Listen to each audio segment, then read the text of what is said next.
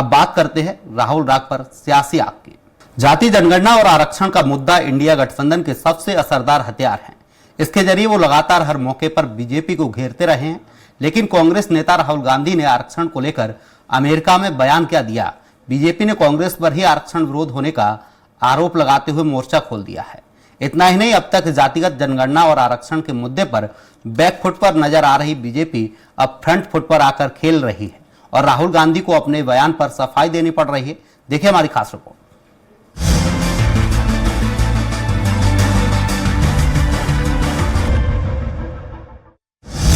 America में राहुल का बयान, भारत में सियासी घमासान। जी हां, लोकसभा में नेता प्रतिपक्ष राहुल गांधी के 7 समुंदर पार अमेरिका में आरक्षण को लेकर दिए बयान पर हिंदुस्तान में सियासी बवाल मचा हुआ है। बीजेपी ने राहुल गांधी के खिलाफ मोर्चा खोल दिया है और कांग्रेस को आरक्षण विरोधी करार दे रही है। दरअसल अमेरिका दौरे पर पहुंचे राहुल गांधी ने वॉशिंगटन डीसी के जॉर्ज टाउन यूनिवर्सिटी में सवाल पूछा गया कि भारत में आरक्षण कब तक चलेगा, जिसके जवाब में राहुल ने कहा कि कांग्रेस तभी आरक्षण खत्म करने के बारे में सोचेगी जब देश में सभी को समान अवसर मिलने लगेंगे। फिलहाल भारत में ऐसी स्थिति नहीं है। वहीं राहुल गांधी के इस बयान के बाद भारत की राजनीति में एक भूचाल सा आ गया है। बीजेपी नेता और पूर्व केंद्रीय मंत्री रविशंकर प्रसाद ने राहुल गांधी पर निशाना साधते हुए कहा कि आरक्षण का विरोध उनकी विरासत है। राहुल जिस संविधान को लेकर घूमते हैं उसी के साथ सबसे बड़ा छलावा और धोखा कर रहे हैं। ये आरक्षण खत्म करने की सोची समझी रणनीति और षड्यंत्र है। उनका संविधान की रक्षा का दावा एक ढकोसला है। राहुल गांधी जब भी विदेश जाते हैं उनका मकसद भारत को नीचा दिखाना और अपमानित करना होता है। We will think of scrapping reservations when India is a fair place. And India is not a fair place. आरक्षण का विरोध उनकी विरासत है। जिस भारत के संविधान को बचाने की बात राहुल गांधी कर रहे हैं, लाल किताब लेके घूमते हैं, उस संविधान के साथ सबसे बड़ा छलावा और धोखा राहुल गांधी कर रहे हैं। वहीं अपने आरक्षण वाले बयान पर विवाद बढ़ता देख राहुल गांधी ने सफाई देते हुए कहा कि उनके बयान को गलत तरीके से पेश किया गया है। वो खुद आरक्षण के समर्थक है और चाहते हैं कि आरक्षण की सीमा 50% से ज्यादा बढ़ाई जाए। इतना ही नहीं, राहुल ने कहा कि वो सबकी भागीदारी के लिए राजनीति कर रहे हैं। बहरहाल अमेरिका में आरक्षण पर दिए गए राहुल के बयान पर देश में सियासी पारा गरमाया हुआ है और अब तक जातिगत जनगणना के मुद्दे पर बैकफुट पर चल रही बीजेपी को राहुल के इस बयान ने फ्रंट फुट पर आकर खेलने का मौका दिया है। ऐसे में सवाल भी यही है कि क्या रिजर्वेशन पर बयान देकर राहुल गांधी ने सेल्फ गोल कर लिया है और क्या आरक्षण की टाइम लिमिट बताकर राहुल गांधी बुरे फंस गए हैं। मयंक शुक्ला, स्वराज एक्सप्रेस, भोपाल। इस मुद्दे पर चर्चा के लिए हमारे साथ हम मौजूद हैं खास मेहमान डॉक्टर प्रेम व्यास हैं, बीजेपी प्रवक्ता हैं, आनंद जाट हैं, कांग्रेस प्रवक्ता हैं, दिनेश निगम हैं, वरिष्ठ पत्रकार हैं। आप तीनों ही मेहमानों का स्वराज एक्सप्रेस में बहुत बहुत स्वागत है। पहला सवाल बीजेपी प्रवक्ता प्रेम व्यास जी से कर लेते हैं। प्रेम व्यास जी, राहुल गांधी 7 समंदर पार बयान देते हैं, बीजेपी में यहाँ बौखलाहट हो जाती है, बीजेपी उसे मुद्दा बना लेती है। देखिए अरुण जी, संविधान खत्म होने से प्रारंभ हुआ था ये मुद्दा। पिछली बार की जो यात्रा थी उसमें उन्होंने जोर शोर से उठाया था कि भारत में संविधान खत्म हो गया है, कोई भी सरकारी एजेंसी अपना कार्य नहीं कर पा रही है, चुनाव आयोग जो है वो खत्म हो चुका है। और उसके बाद जो संविधान खत्म हुआ होने से प्रारंभ हुआ था मुद्दा, वो आरक्षण समाप्ति पे खत्म हुआ है। अब देखिए इस बीच में कितनी सारी बातें, यूनियंस ऑफ स्टेट, उसके बाद में सिख समुदाय के लिए कहा गया कि वह धर्म पालन की आजादी नहीं है, उसके बाद में चाइना की तारीफ, अमेरिका और भारत को कहा गया कि यहाँ पर स्थितियां बहुत गंभीर बनी हुई है, और उसके बाद आरक्षण समाप्ति। आप बताइए, पूर्व में कांग्रेस तो कर चुकी है ना, जामिया मिलिया और एएमयू में 80 और 2012 के दशक में एसटी एससी ओबीसी का आरक्षण समाप्त हो चुका है। अभी कुछ समय पूर्व हाई कोर्ट में जब क्रीमी लेयर के खिलाफ एक आदेश पारित हुआ था, उसको लेकर कांग्रेस तो कह रही कि आरक्षण को 50% कर देना चाहिए, 50% आरक्षण मिलना चाहिए। देखिए कांग्रेस शासित 3 राज्य है, हिमाचल प्रदेश, लगभग वहां पर 11 मंत्री है, उसमें से 2 दलित है। हिमाचल प्रदेश में दलितों की आबादी कितनी है? लगभग 27%। बताइए, न्याय दे दिया। कर्नाटका में 34 मंत्री, उसमें 4 दलित है और 2 मुस्लिम है। 19.5% दलित है और 16% मुस्लिम है। बताइए, दे दिया आरक्षण। तेलंगाना में 12 मंत्री है, 2 दलित है, 2 ओबीसी है। लगभग 83% ओबीसी और आबादी दलितों की है और मुस्लिमों की है, जबकि रेड्डी समाज की 6% है। 4 मंत्री रेड्डी समुदाय से दिया। बताइए कहां पर दिया गया? जी बिल्कुल। आनंद जाट जी हमारे साथ कांग्रेस प्रवक्ता हैं। आनंद जी, प्रेम व्यास जी कह रहे हैं कि बीजेपी तो अपना काम सही से कर रही है, कहीं ना कहीं कांग्रेस को देख लेना चाहिए, क्योंकि राहुल गांधी जब भी देश से बाहर जाते हैं उल जुलूल बयानबाजी करते हैं, ऐसी बयानबाजी करते हैं जिससे देश की नाक नीची हो जाती है। मैं भाजपा के अपने मित्रों को धन्यवाद देना चाहूँगा जिन्होंने राहुल गांधी जी की बातचीत को पूरे गौर से देखा, सुना और संज्ञान लिया। मैं अगर वो इतना हो हल्ला नहीं मचाते तो राहुल गांधी जी की बात जो है आम जनता तक नहीं पहुंचती। भाजपा जो आरक्षण की विरोधी है, उसके पास एक जो है पिछड़े वर्ग का, एक दलित समाज का, एक आदिवासी वर्ग का प्रवक्ता नहीं मिला जिस विषय पर बात करने के लिए जो आरक्षण पर बोलता। खैर, ये अलग विषय है। सीधे तौर पर अगर हम देखें तो जब देश के प्रधानमंत्री ये कहते हैं दूसरे देशों में जाकर कि एक समय था जब हिंदुस्तान में पैदा होने पर ये कहते थे लोग कि मैं कहाँ पैदा हो गया, पिछले जन्म में कोई कर्म किए होंगे ऐसे जो मैं यहाँ पैदा हो गया, कहाँ फंस गया। ये प्रधानमंत्री की भाषा है। देश का तब अपमान होता है। देश का अपमान जो है, जो भाजपा पूरे देश में विभाजन और नफरत की राजनीति फैला रही है, उसको अगर अमेरिका में बताया जाए तो उससे अपमान नहीं होता है। ये स्वीकार करना चाहिए। मेरा मानना तो जस्ट अ मिनट, मेरी बात पूरी होने दीजिए। जातिगत जनगणना पर भाजपा कुंडली मारकर क्यों बैठी है, क्यों मना कर रही है? अगर हम आदिवासियों को, पिछड़ों को, दलितों को उनके आर्थिक संसाधनों के आधार पर आरक्षण की सीमा राहुल गांधी जी 50% बढ़ाने की बात कर रहे हैं, आज मैं चुनौती देता हूं भाजपा के प्रवक्ता को, वो ये आंकड़े वांकड़े ना गिनवाएं, जनगणना कराएं और जातिगत जनगणना के आधार पर पूरे देश में जो है आर्थिक संसाधनों के बंटवारे की पहल कर दें। सीधे तौर पर प्रतिनिधित्व वाली व्यवस्था लागू कर दें, ब्यूरोक्रेसी में, मीडिया में, दूसरे तमाम इंस्टीट्यूशंस में। जातिगत जनगणना पर क्या स्टेटमेंट है आपका, जरा सुनाए भाजपा के प्रवक्ता मुझे। क्या स्टैंड है आपकी पार्टी का?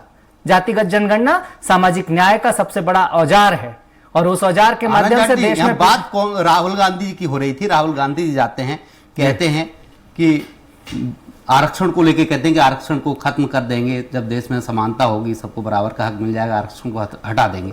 हालांकि शुरू से देखा जाए आरक्षण के पक्षधर कांग्रेस को कहा जाता था। आप आरोप लगाते थे कि बीजेपी आरक्षण विरोधी। यहाँ तो आपकी पार्टी के बड़े लीडर राहुल गांधी माने जाते हैं, वो कह रहे हैं तो आरक्षण भेदभाव के व्यवस्था के खिलाफ एक औजार आया था सामाजिक न्याय के लिए जी। राहुल गांधी जी तो ये कह रहे हैं कि 50% से बढ़ाएंगे सीमा, और आप कह रहे हैं कि राहुल गांधी ने खत्म करने की बात कही।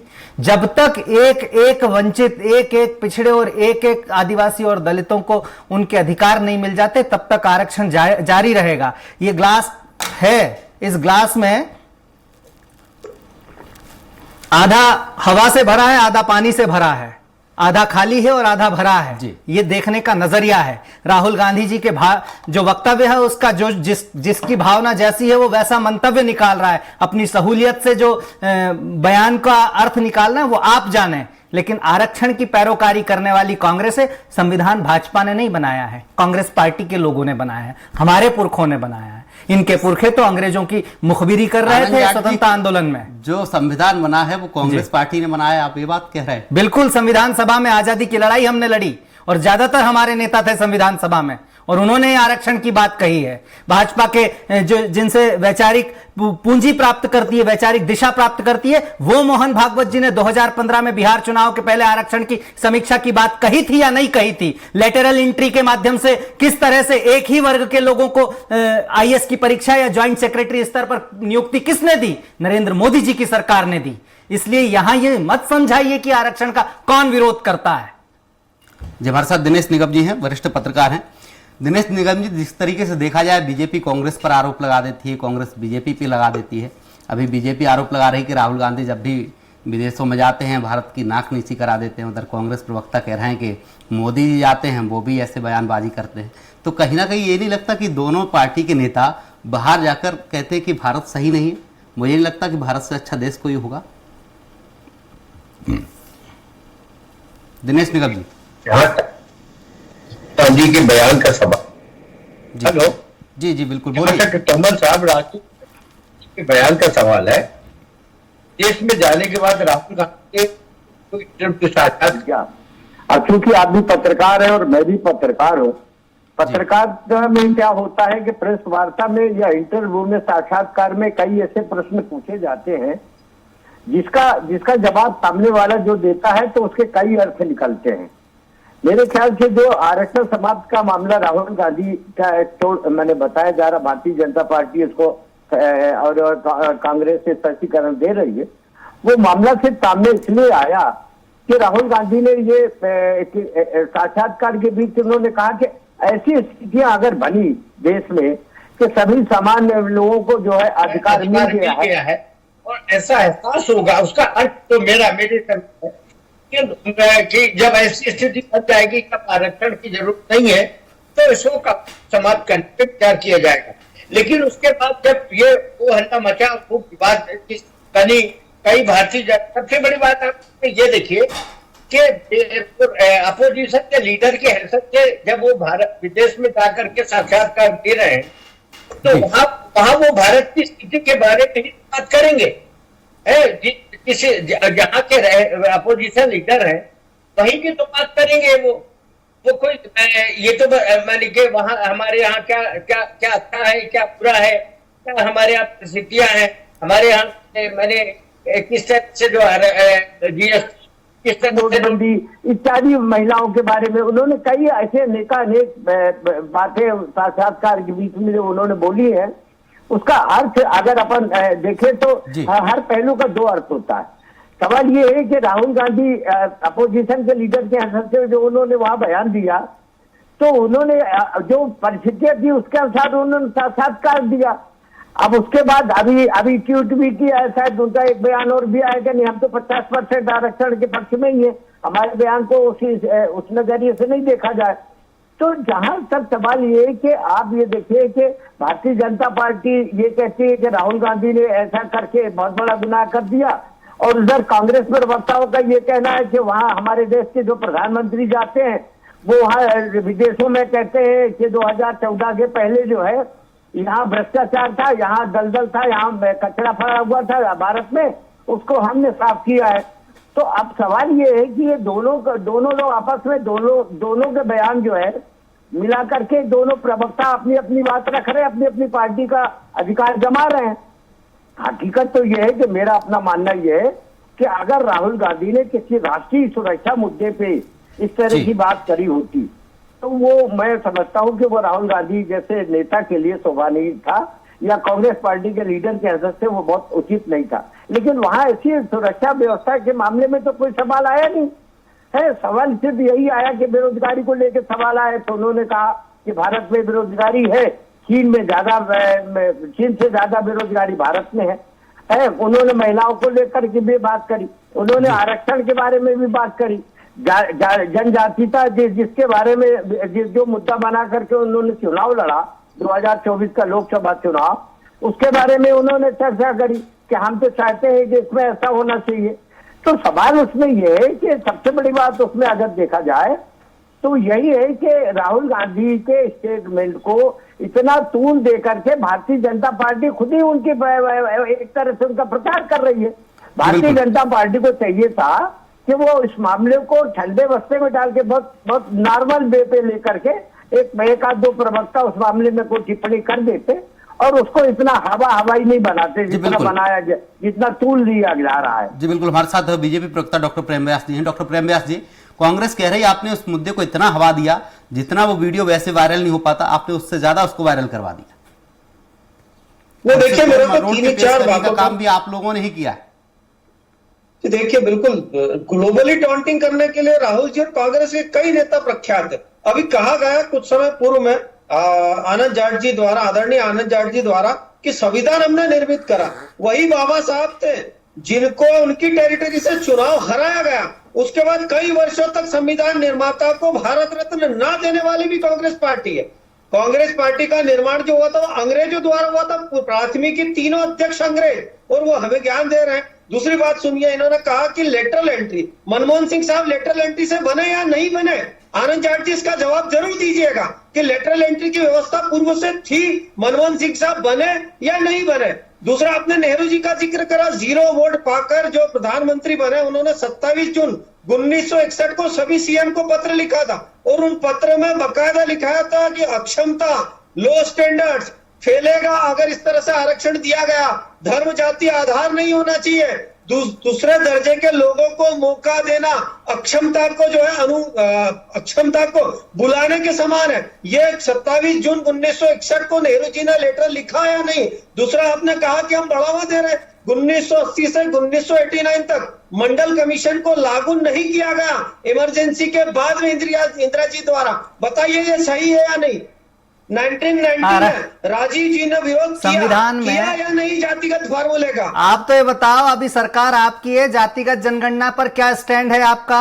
आरक्षण पर बहुत क्लियर स्टैंड बता दीजिए, जातिगत जनगणना पर क्या स्टैंड है आपकी सरकार ने? सुनो ना, और यहाँ पर बैठ के मुकर्रों के बात कर रहा है। बताइए, आपसे मैंने कहा 27 जून 1961 को जवाहरलाल नेहरू साहब ने लेटर लिखा। अरे आज सरकार में कौन है? आज आपकी सरकार। अच्छा, जनगणना कब कराएंगे? जनगणना कब कराएंगे? हम संविधान के पूरी दुनिया में भारत एकमात्र देश ऐसा है जहां जनगणना नहीं हो रही है। समाज विरोधी जातिगत तो छोड़ दीजिए। आनंद जाट जी, आरक्षण का विरोध करा।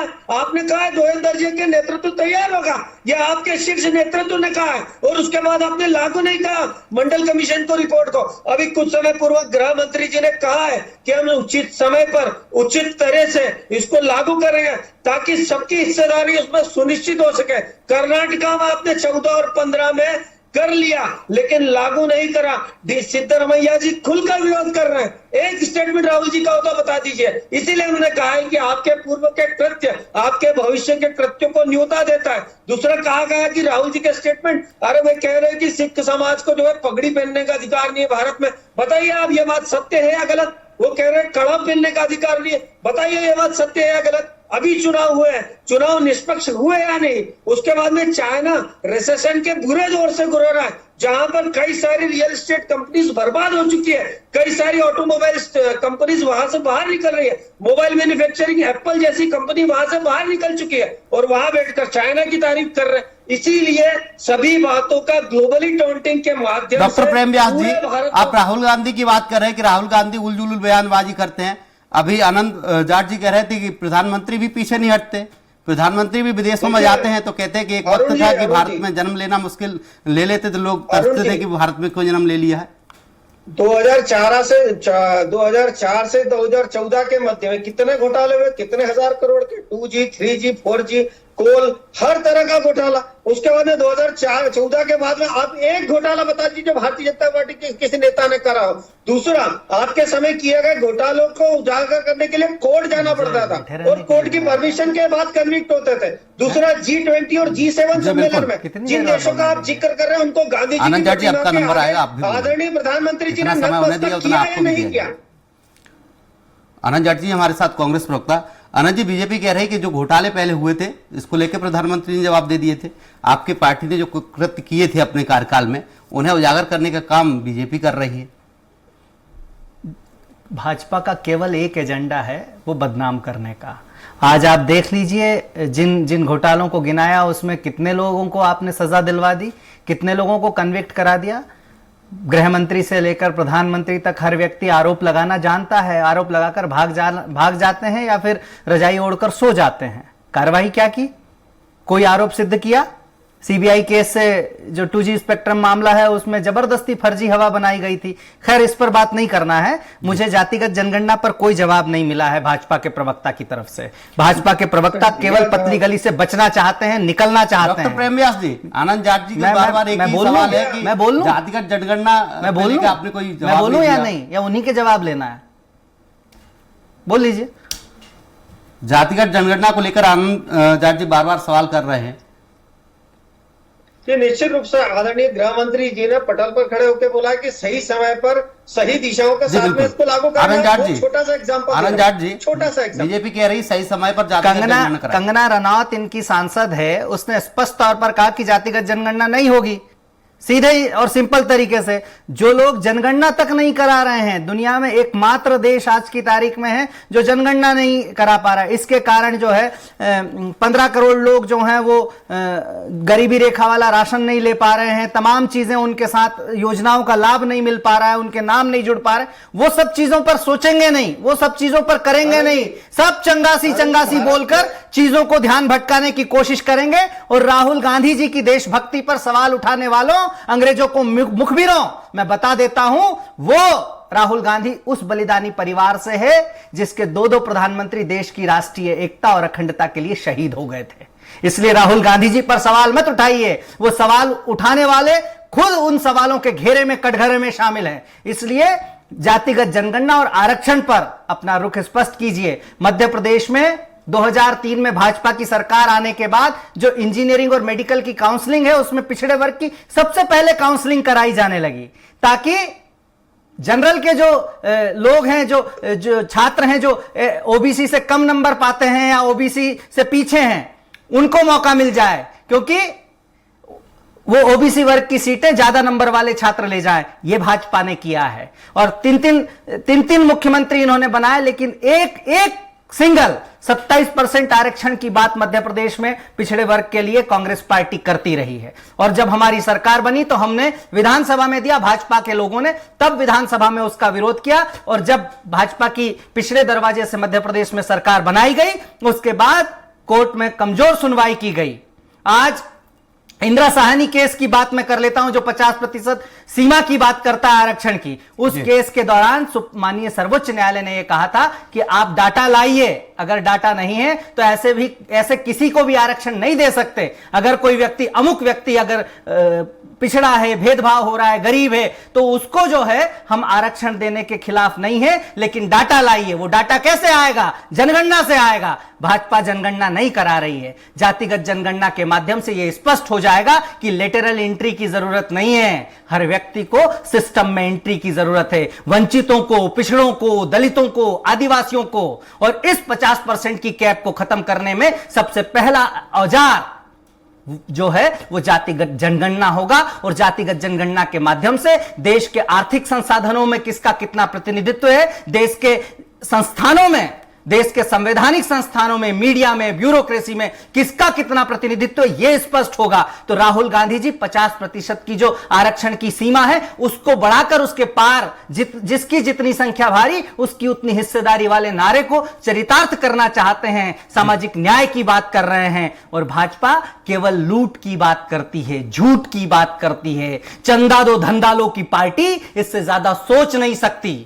केवल करप्शन, करप्शन और करप्शन करती है। तभी मध्य प्रदेश में पहली बार इसमें बांध बह जाते हैं, पुल बह जाते हैं। तमाम तरह की विसंगतियां हैं। कमीशन का कमीशन के लिए, कमीशन के द्वारा सरकार भाजपा की सरकार है। जी बिल्कुल। डॉक्टर प्रेम व्यास जी कुछ कहना चाह रहे हैं?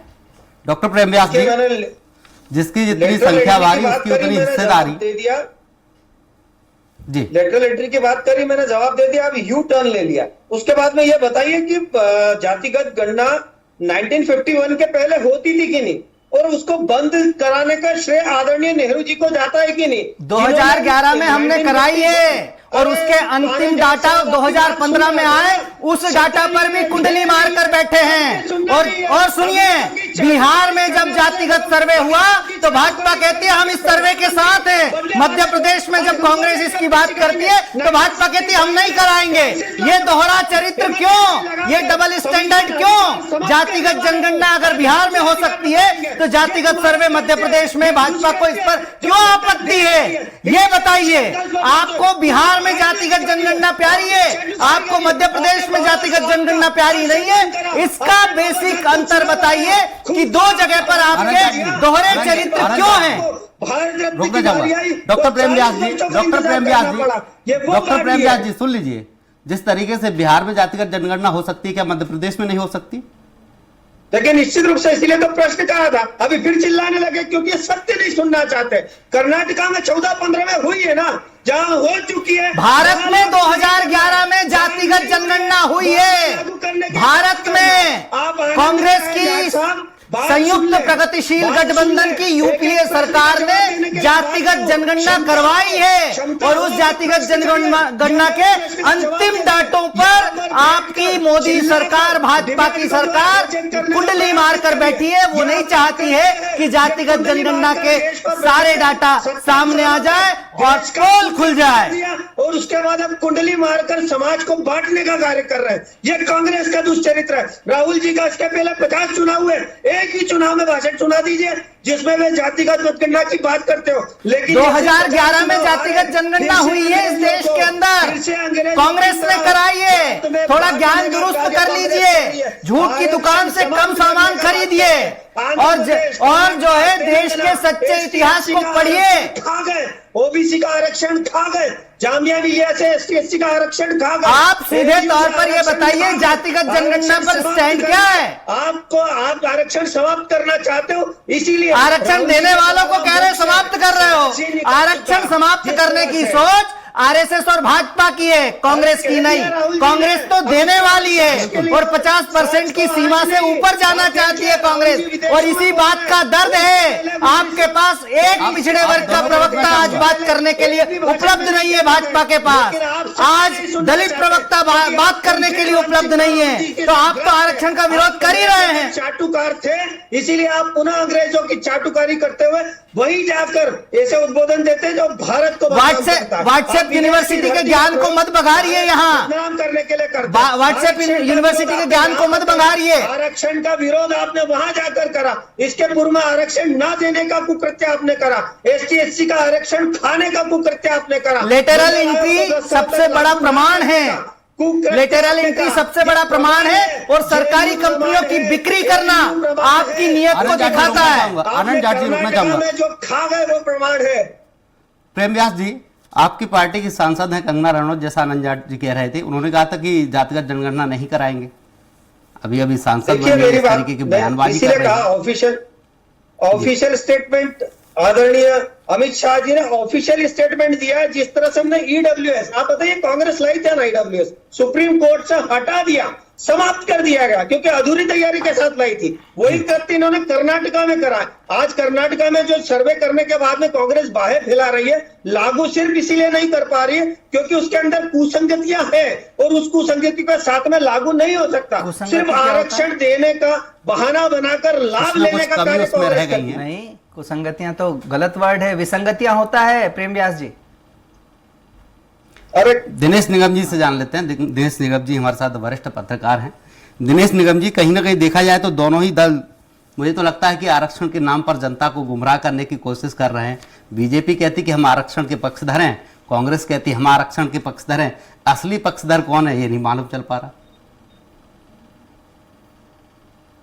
दिनेश निगम जी, तब भी ये मामला ने कुछ टूल पकड़ा था और अपोजिशन ने इसको मैंने जोर तोड़ से उठाया था। अभी हमारे भाजपा प्रवक्ता जो साथी हैं, उन्होंने कहा कि माननीय गृह मंत्री जी ने स्पष्ट किया है कि समय रहते हुए जो है इस पर विचार किया जाएगा।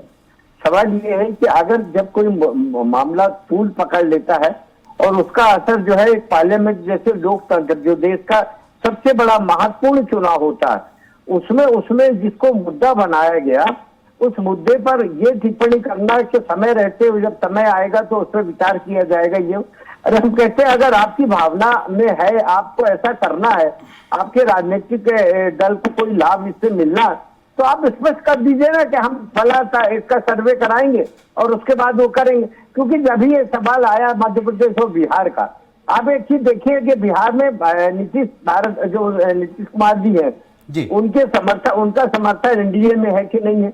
और जब एनडीए में उनका समर्थन है तो उसके पहले उन्होंने कहा था हम बिहार में करेंगे और बिहार में कराए उन्होंने। तो आप एक तरफ तो उनका सहयोग वहां कर रहे हैं और दूसरी तरफ यहाँ जो है देश की जनता को आप ये कह रहे हैं कि समय रहते हुए जब समय आएगा तब उस पर विचार करेंगे। अरे हम कहते हैं स्पष्ट कर दीजिए ना, कांग्रेस की बोलती बंद कर दीजिए। भाई कांग्रेस के पास अभी एक ही मुद्दा है ना, जनजाति कराएंगे। हाँ, तो आप उनके मुंह को बंद करने के लिए ताला लगा दीजिए ना। आप कह दीजिए कि हम इसको ऐसे ढंग से लागू करेंगे ये इस ढंग से हम इसका सर्वे करा करके इसको इतने साल में हम इम्प्लीमेंट करेंगे, तो ये मामला ही खत्म हो जाए, है ना। आरक्षण ये जो मुद्दा है, सबसे बड़ी बात आप ये देखिए तोमर जी कि जब कोई मामला तूल पकड़ता है और खासतौर से दो राजनीतिक दलों के बीच में, तो उसमें किसी को फायदा तो होता नहीं है, पिछली उसमें जनता है ना। सबसे बड़ा जो उसका नुकसान होता है वो जनता भोगती है, और आप भी उसके गवाह और मैं भी इसका गवाह। अपन लंबे अरसे से पत्रकारिता कर रहे हैं, तो अपन ने कई ऐसे पहलू देखे हैं कि उसमें आफ्टर ऑल 2 की लड़ाई में पिछला तीसरा ही आदमी है ना। तो सवाल मेरा उसमें एक सुझाव भी है, भारतीय जनता पार्टी के शीर्ष नेताओं से आग्रह भी है कि अगर उनकी भावना वाकई स्पष्ट है तो कांग्रेस के मुंह में ताला लगाने के लिए इससे अच्छा अवसर और कोई नहीं मिलेगा कि वो उसमें एक घोषणा कर दे, जिस तरह से पार्लियामेंट के अंदर कई घोषणाएं होती हैं उसी तरह से वो स्पष्ट कर दे। अभी कांग्रेस के प्रवक्ता आप देख रहे थे आपस में, वो भाजपा और कांग्रेस के प्रवक्ता एक ही मुद्दे को लेकर नोकझोंक कर रहे थे। वो ये कह रहे थे कि नहीं आप स्पष्ट कर दीजिए, वो कह रहे थे कि हमारे गृह मंत्री जी ने ऐसा कहा। सवाल उसमें यह है कि यही चीज अगर वहां पार्लियामेंट के अंदर घोषित हो जाए तो ये मुद्दा ही खत्म हो जाएगा, उनके मुंह में ताला लग जाएगा। कांग्रेस के पास देखिए इसके अलावा और अभी आज की डेट में कोई ऐसा मुद्दा नहीं है जिसको लेकर के वो जनता, देश की जनता को आकर्षित कर सके।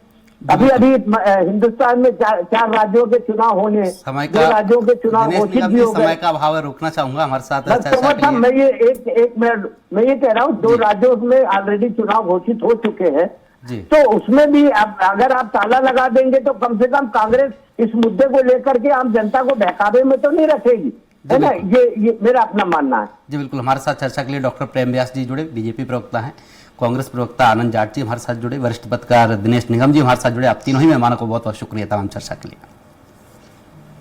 तो आज हमने चर्चा की अमेरिका में राहुल गांधी के आरक्षण पर बयान को लेकर मचे सियासी बवाल की। वैसे तो राहुल गांधी के विदेशी दौरे पर विवाद होना अब आम बात हो चुकी है। राहुल गांधी चाहे लंदन जाए या फिर वाशिंगटन जाए, बीजेपी उन पर देश का अपमान करने का आरोप लगाती रही है। हालांकि राहुल ने अमेरिका में आरक्षण पर बयान देकर अभी तक बैकफुट पर चल रही बीजेपी को बैठे बिठाए एक मुद्दा जरूर दे दिया है। यही वजह है कि कांग्रेस राहुल के बयान से नुकसान के डर से अब डैमेज कंट्रोल के मूड में दिख रही है। राहुल गांधी ने खुद सफाई देते हुए कहा कि मेरे बयान को गलत तरीके से पेश किया गया है। हम आरक्षण के खिलाफ नहीं है, बल्कि आरक्षण को 50% की सीमा से आगे लेकर जाएंगे। बहरहाल आज के लिए इतना ही। कल फिर हाजिर होंगे किसी नए मुद्दे और सवालों के साथ। तब तक के लिए दीजिए इजाजत। नमस्कार।